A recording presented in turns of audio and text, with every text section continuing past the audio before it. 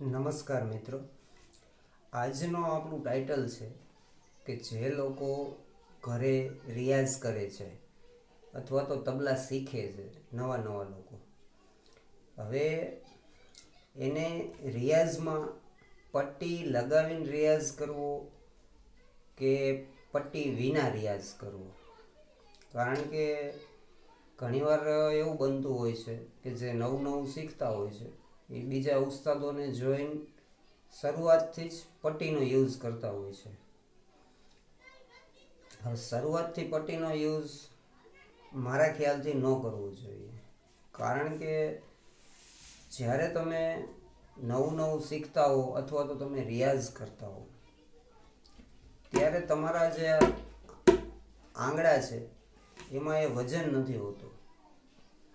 અને રિયાઝ શરૂઆતથી લઈને તમે જ્યારે બધું શીખતા હો ત્યારે, કારણ કે પટ્ટી લગાવવાથી જે સાઉન્ડ છે તબલાનું એ પટ્ટી વિના 3 ગણું વધી જતું હોય છે. આ જે સાઉન્ડ છે આજમાં તમે પટ્ટી લગાવીને વગાડો તો આની કરતાં અનેક ગણું એનું સાઉન્ડ નીકળતું હોય છે. જેના કારણે બને એવું પછી કે જે વજન તમારા આંગળામાં આવવું જોઈએ ને એ વજન પછી આવતું નથી. પછી એ પટ્ટીવાળી આપને આદત પડી જતી છે અને પછી આગળ જતાં ઘણીવાર તકલીફ પડે છે. કારણ કે જે આંગળાની આ જે મૂવમેન્ટ થવી જોઈએ ને એ પટ્ટીમાં ઘણીવાર પછી થતી નથી. કારણ કે જે વજન આંગળામાં હોવું જોઈએ, જે વજન આવવું જોઈએ એ વજન આવતું નથી. એટલે મારા ખ્યાલથી મારું એવું માનવું છે કે જ્યારે તમે શરૂઆતમાં રિયાઝ કરો અથવા તબલા શીખતા હો, પછી એ કોઈ બી તાલ હોય કે રાગ હોય, પરંતુ પટ્ટીનો ઘરે વગાડવા માટે કે ઘરે શીખવા માટે ક્યારેય ઉપયોગ કરવો જોઈએ નહીં. કારણ કે જો તમે પટ્ટી વિના રિયાઝ કરશો અને શીખશો ને તો જ આ તમારા જે આ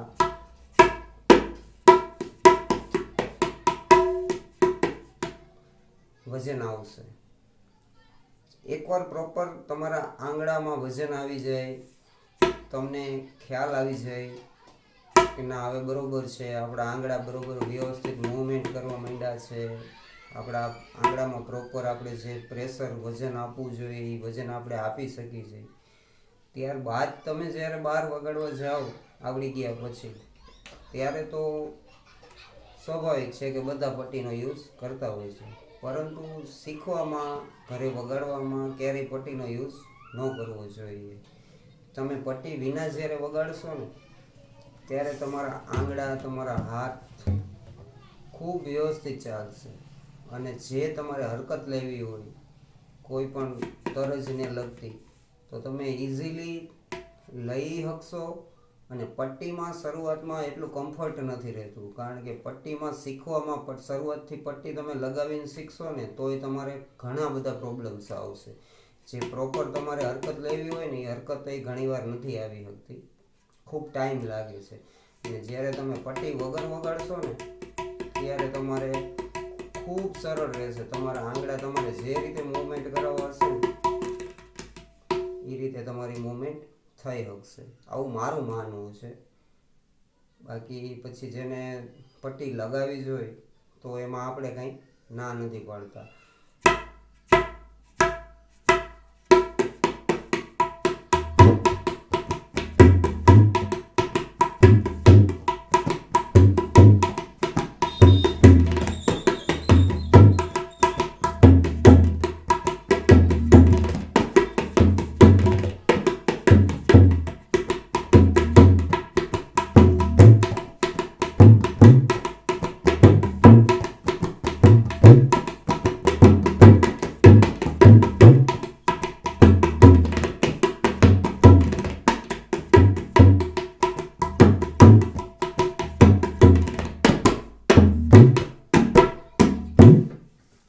અત્યારે આપણે પટ્ટી વિના જ વગાડીએ છીએ. કારણ કે જ્યારે તમે પટ્ટી વગર વગાડશો ને તો એકદમ પ્રોપર અને ચોખ્ખું તમને સંભળાશે અને એકદમ ચોખ્ખું આવશે. જ્યારે પટ્ટીમાં પટ્ટી લગાવવાથી જે ચોખ્ખું વાગવું જોઈએ ને એ શરૂઆતમાં ચોખ્ખું નહીં વાગે. તમને પોતાને એમ થશે કે ક્યાંક કંઈક કમી છે, તો એ આ જ કમી હોય છે. એટલે શરૂઆતમાં બને ત્યાં સુધી પટ્ટીનો યુઝ ન કરવો જોઈએ, આવું મારું માનવું છે. બાકી જો જેનો હાથ ભારે છે, ઘણીવાર એવું લાગતું હોય કે અમુકનો હાથ ખૂબ જાડો હોય, આંગળા જાડા હોય, હાથ હેવી હોય થોડો, તો એમ કે આપણે તો વજનવાળું જ છે. પણ ખરેખર વજનની જરૂર ક્યાં હોય છે કે જે તમારો આગળનો ભાગ છે એની જે આ મુવમેન્ટ થતી હોય છે એ મુવમેન્ટમાં જરૂર પડતી હોય છે. કારણ કે પ્રોપર તમારા આંગળા જે હાલવા જોઈએ ને, બસ એ મહત્ત્વનું છે. એટલે કહેવાનો ભાવ કે બની શકે તો ઘરે રિયાઝમાં પટ્ટીનો યુઝ ન કરવો જોઈએ. જય માતાજી, આપનો દિવસ શુભ રહે.